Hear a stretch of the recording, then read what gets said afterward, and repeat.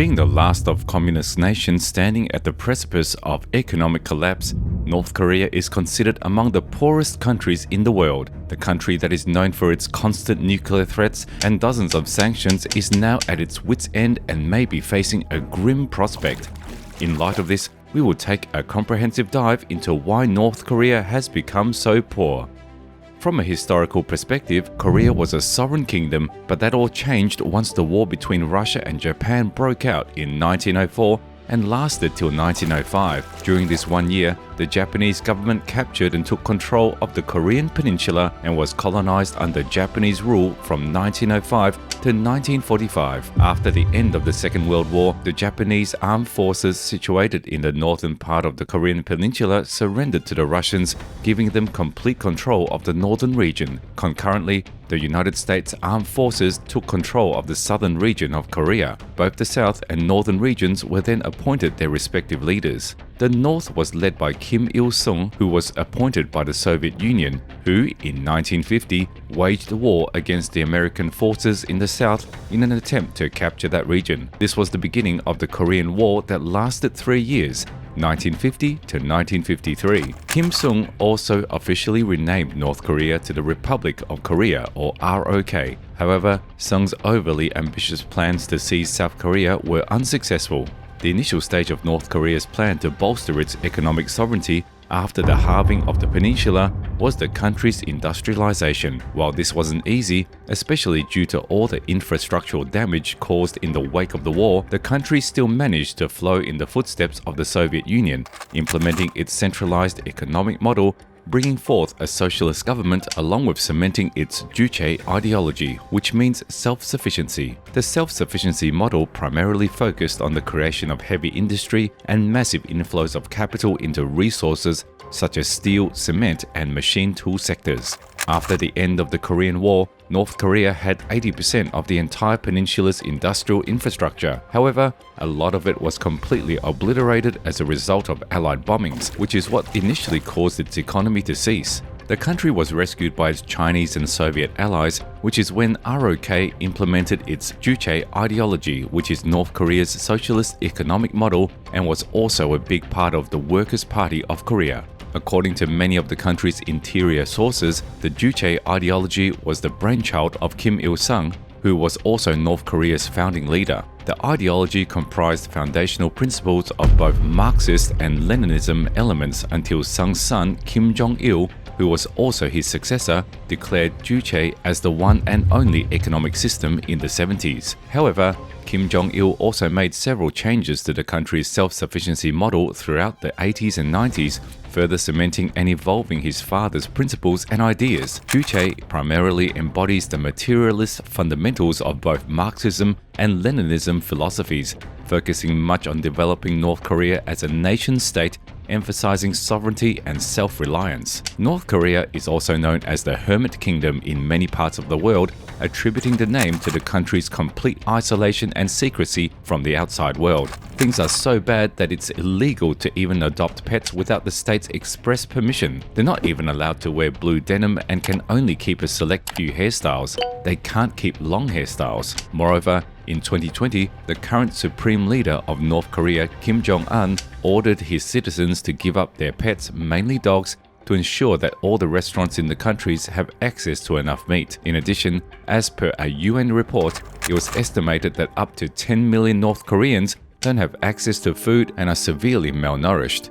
This is absolutely crazy, considering that the total population of the country is 25 million. On top of that, the government's harsh price control and quota system led to the evisceration of any type of social welfare program in North Korea. The country is also considered to be a very dangerous place for its own citizens due to constant human and civil rights violations and terrifying federal laws and regulations. Moreover, the ongoing sanctions of the country have made it even more hostile towards other countries, and the US have even labeled the country as a dangerous country to visit when you talk about it from a tourism perspective.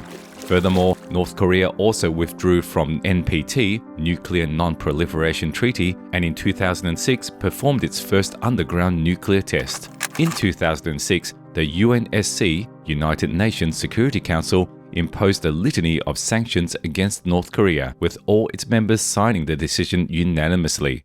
To date, these sanctions have only grown in number and include the following. There's a complete ban on the trading of arms and ammunition, including military equipment and technologies. The ban also includes vehicles, industrial machinery, and different types of metals. The assets of all North Koreans involved in the country's nuclear arms development programs have been frozen. Importation of specific luxury items is also banned. North Korea is also barred from exporting its resources such as coal, textiles, gas, petroleum products, minerals, fisheries, agro and food products, and electrical goods.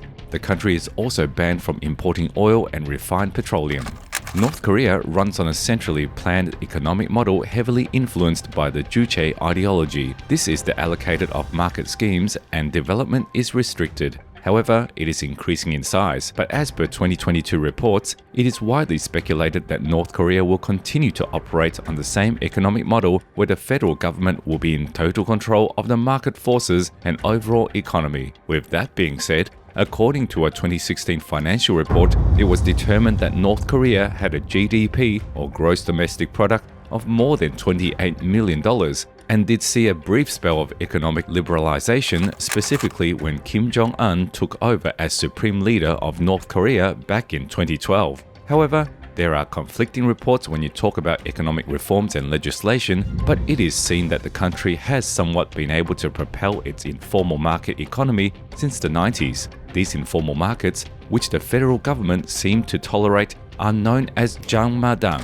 and had to be implemented following the brutal collapse of the North Korean economy during the 90s, where the federal utterly failed to distribute food to its citizens. North Korea's economic collapse and uncertainty were further fueled after the collapse of the Soviet Union, which was the country's primary economic support. This compelled North Korea to make a bilateral trade agreement with its sworn enemy, South Korea. However, North Korea also enjoys strong economic ties with China. According to Transparency International's Corruption Perception Index of 2022, North Korea was ranked 171 out of more than 180 countries, owing to stringent laws and tyrannical punishments, which are all in effect and strictly imposed by the federal government. It's forbidden for citizens to access international media, and it's unlawful for them to implement any TV or radio modifications to gain information about the outside world. However, due to corruption and rampant bribery, law enforcement agencies often overlook such infractions, and the more severe the law is, the more bribes are to be paid to the police or any other law enforcement agency. The same goes for the country's private economic activities, which are still illegal. Yet regime officials continue to look the other way and let people conduct business and trade in exchange for receiving heavy bribes. You can say that bribing officials is the only way to earn a livelihood in North Korea. As a result of North Korea's draconian laws and ridiculous economic policies, the country is sinking into unimaginable poverty. Some estimates suggest that the overall poverty rate in North Korea stands at 60%. Reports also suggest that there are currently 43% of citizens who are malnourished. The country has a severe food crisis and dreadful income inequality throughout the globe. The misallocation of resources in North Korea is what has caused so much poverty. The federal government is obsessed with developing nuclear weapons along with technologically enhancing its military might. This is largely due to the aftermath of the Korean War, where North Korea was left with nothing, which is ultimately why the government funnels all its capital and resources into continuously strengthening its military establishment instead of implementing social welfare programs and fighting famine and poverty. Moreover, the federal government made some pretty bad decisions in 1995 when it completely rerouted its resources and supplies to the northern region, concentrating its food rations only in Pyongyang. They did this just to garner more support for the regime, which ultimately led farmers to sell their products to the leaders in Pyongyang. As a result, the regime lost all confidence of the people and had to resort to draconian measures to maintain its iron grip on the country. North Korea has been absolutely battered by natural disasters, floods and famines since the 90s, which is also when the regime decided to approach the subject of environmental policy with an open mind. The country suffered from catastrophic droughts and landslides exacerbated by its poor agricultural and river management policies, which led to the death of millions of people. Since then, North Korea has continuously been suffering devastating natural disasters, which also include the 2020 typhoons that eviscerated the country's crop yields and industrial infrastructure, further adding to the regime's food shortage epidemic. North Korea suffered a brutal spell of famine from 1994 to 1998, which is known as the Arduous March or the March of Suffering. The 4-year famine caused widespread devastation, such as mass starvation, which inadvertently led the country into steep economic decline. However, it's important to understand that there are a few underlying causes of this famine other than global warming. For example, a lot of the devastation occurred because of the country's blatant mismanagement of resources and bad economic policies. In addition, North Korea had also lost its support from the Soviet Union due to its collapse, which further fueled the food shortage. North Korea could not import anything. In addition, a continuous wave of flash floods and drought further made things harrowing for the country. The regime clearly couldn't handle anything due to its narrow and centrally implemented policies and had no way to flexibly manage the situation. And owing to multiple UNSC sanctions, they couldn't ask for or expect any help from the outside world. According to a report, it was estimated that the mass starvation as a result of the arduous march caused up to 3.5 million people to lose their lives due to a variety of diseases born out of starvation.